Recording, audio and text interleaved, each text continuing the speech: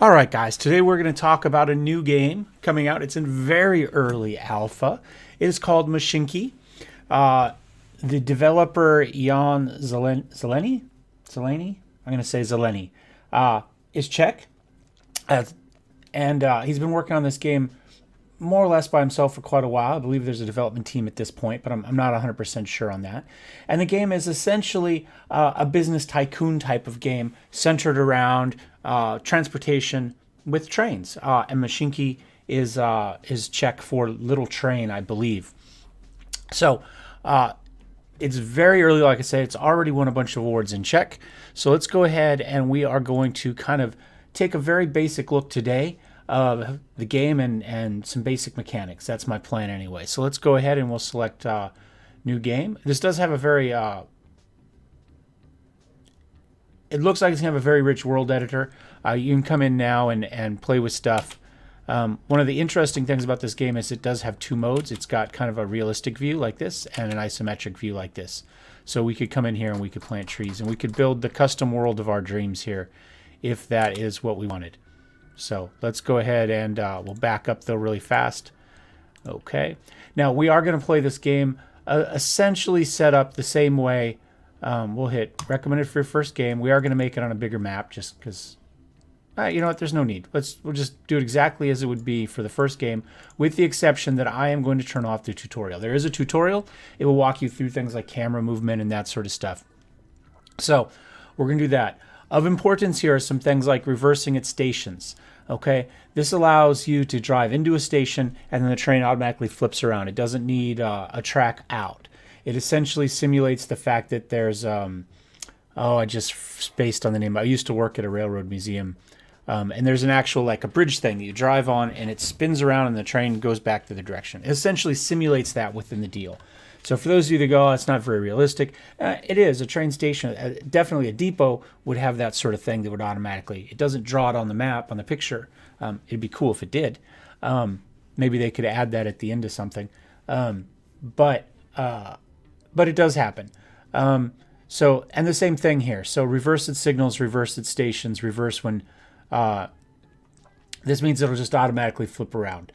Same way here, reverse when hill is too steep. Trains will turn around if they get stuck on a hill. Stop trains if no money. Trains will stop if you run out of money. If disabled, they run at a reduced speed. We'll leave that like that. This is essentially, and here they'll reverse at the end of the line as well.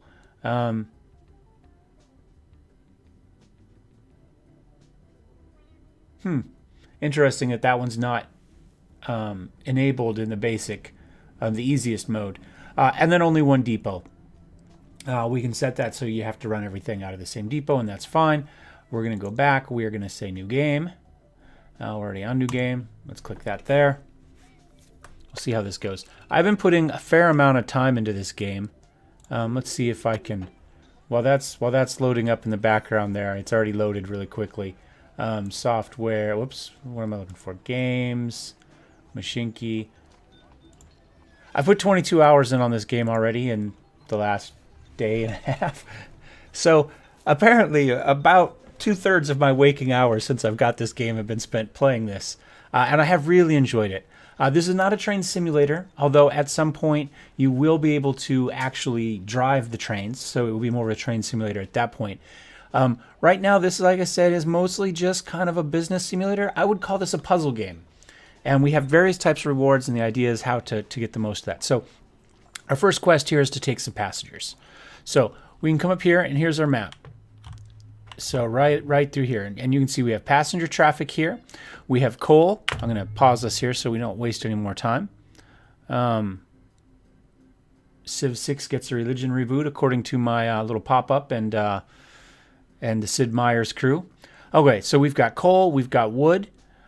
We've got lumber, we have machine shops, and we've got people initially. This is our first age.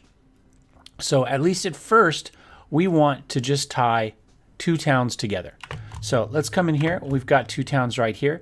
Now, the easiest way to do this, to build something, we have to go into our isometric view here. So we're going to come here. I am going to... we're going to want to build a railway, but you can see, or a station. But trains don't like hills. So what we're going to do first is we're going to bring up our little bulldozer here. We're actually going to lower this terrain down a little bit.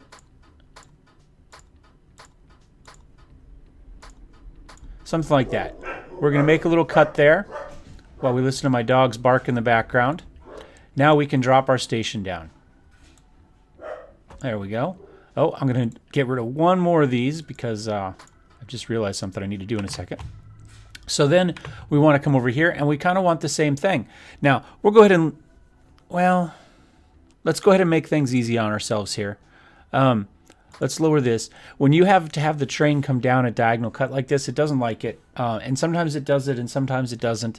You know, your slopes can't be too bad, and it doesn't, like I say, love diagonals. So we're going to make sure that when we come down, we do that. And we're going to go ahead and raise this corner here. Now, ideally, we want trains to run on as flat a track as possible. So we could make a cut down in here as well, right? And that means the train just has to go up one hill. It doesn't have to climb up two hills like that. But for now, I think we'll just do it this way, and we'll call it a day.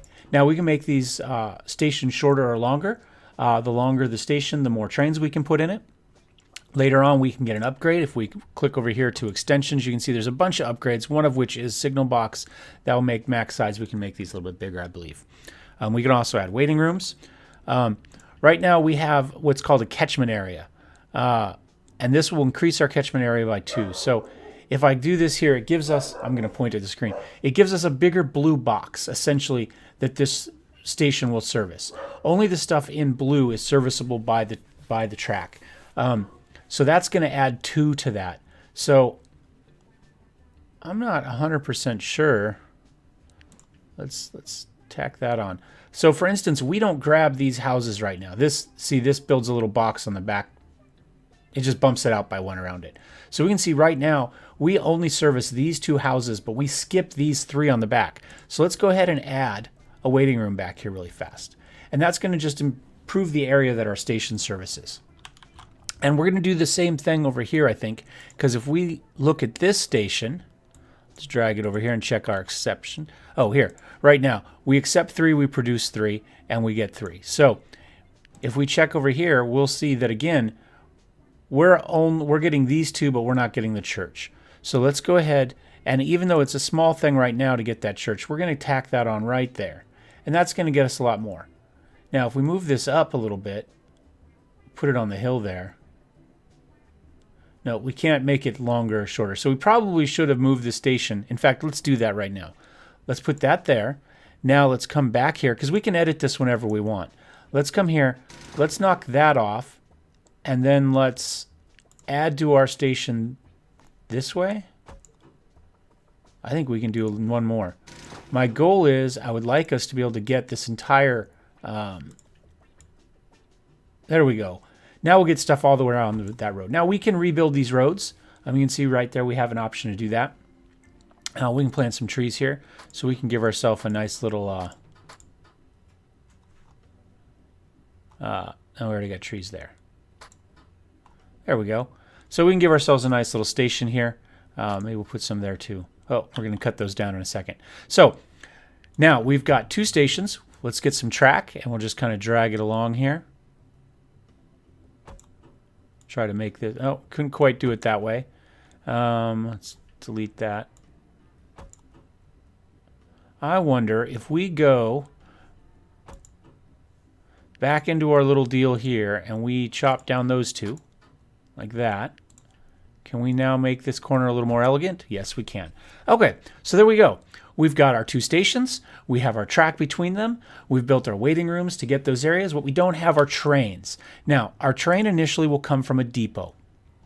And there's our little depot. And we can spin these things around. So initially, I'm going to go ahead and we're just going to put a train right there, right? Or our depot right there. So we've got one depot on one line here. We can come in here. We can select this. By the way, if you're trying to build something, if you're in any of these types of modes and you try to click on one of these, it won't let you go in. You have to right-click to clear that, and then it will let you go in. It frustrated me a little bit figuring out what I was selecting. Initially, I have 2 different types of trains. They cost two different types of tokens. One costs these green tokens, which is cash. One costs these wood tokens, which is lumber. We're going to go right here. We'll get into the tokens in a little bit. We're going to pick our 260 Porter because that's all we can afford. We're going to pick some wagons to go on that. Now, this is going to be a passenger wagon. You can see these are the wagons we have access to at the moment. We're going to select passengers. So we've got some big ones and we've got some little ones. All right, we've got this coach car and we've got this little Pullman. Now, our train can be as long as we can fit on the tracks or on the station, right? It can hang off some, but I don't believe it will fill those cars up unless they can get into the station. So we're just going to pick, say, 4 coach cars. I think that'll fit. And we'll go ahead and close that. This is our train menu right here. So we are going to, and this tells us we have a top speed of 74 miles an hour with the train set up this way. Overall power, 290 horsepower. Overall weight, 83 tons. Now, some hills and stuff are going to challenge the train to climb up hills. We'll see that. We do have an operating cost. As the train runs, we will see this arrow slowly fill up. When it hits the top, it will cost us 1 cash. And that will be, the next will be 18th July 1920. Okay, so now we have orders. Now, what we can do is, if we were just to hit start, this train would automatically do what we want because there's only 2 tracks and there's only one type of, and we only pick up one thing, right? Passengers, right? Because that's all we have. So we can just hit start here. We'll go ahead and start time up. 1, 2, 3, 4 are your times. 1 is pause. 4 is your fastest. We'll go up to the fastest really fast here just to see this go. Now, last time I did this, the first time it went back to the depot. Nope, this time it did not. Let's see what happens. So we see that all of the houses that are servicing the station are throwing people into the station. We see we have 5 people waiting. Those 5 people jump on the train. The train moves. Now we're going to get more and more people as the station runs and time goes by. So we could probably get a by with a much smaller train at the moment because if we look, we can put 18 people on this. So what I'm going to do is next time we bring this station train back, we're going to go ahead and what's our first? We're supposed to move 50 passengers. Okay. I'm going to tell it to go to the depot. And we're going to make an adjustment. Now, we're only putting about 10 people on this train at the moment, right? So there's no reason to have all of these cars. So we'll go, whoops, come on. There's that. So I'm just going to drag these cars off. We're going to run train with 1 car. We're going to have it to start. It should be a little quicker now. Now, again, we're only putting, here we go. We got that little reverse action going on here. Now that the train's really short, but it should go properly here. Here we go. So now we're going to see up. It's going to go up. It'll dump its passengers. It will come back. Now it holds up to 18 right now because we had the state train in here for a little while. More people built up. But it looks like we're probably going to get back. Now we're back under 18 again. So that will continue. Now that's pretty cool in our isometric. Let's go ahead and take a look at it here. This is our little scenic view, I guess you could call it.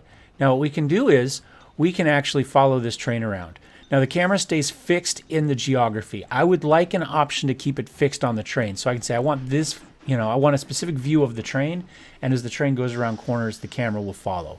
At the moment it doesn't do that. It just stays fixed here in this mode. So that goes back and forth like that. Our other option to watch the train is to jump in here and we can drive the train. We can even blow the whistle. Now, I can change where I stand in the train. Ultimately, you'll be able to drive the train. I can even drop back to the other cars, right? So I can look out the window. Oops. And I can sit in all these different seats.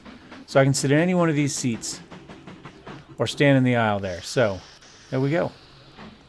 And I can look out the window. You can sit here and ride in the train and look out the window as you travel, which I think is pretty cool. It will keep track of statistics here. You can see right here. We have an operating cost of 6 and 10, and we're running this number of passengers. So, interestingly enough, it doesn't tell us how much money we make on those passengers. It'd be nice because it does give us an operating cost. It'd be great if it would just give us a straight total cash. I think we can turn that off. We can turn that off. But it seems to me money partly that's that. But maybe they figure you have additional costs such as stations and stuff like that and depots and upkeep like that. So it doesn't make sense to throw it in here. But it is there. So we'll close that, and that will take us out of this view. So I think that is probably it. Oh, hold on. We got our first deal here. And we got a reward. So our next one's to deliver some logs. So I think that's probably long enough for the first video. I'll do a series of these. I hope you enjoy them. Like I say, I'm really, really enjoying this game. It's very simple, and yet, you know, I'm really, really enjoying it. So hours of gameplay, even at this point. So join us for the next quick episode, and we'll talk some more about Mashinky. Thanks for watching. See ya.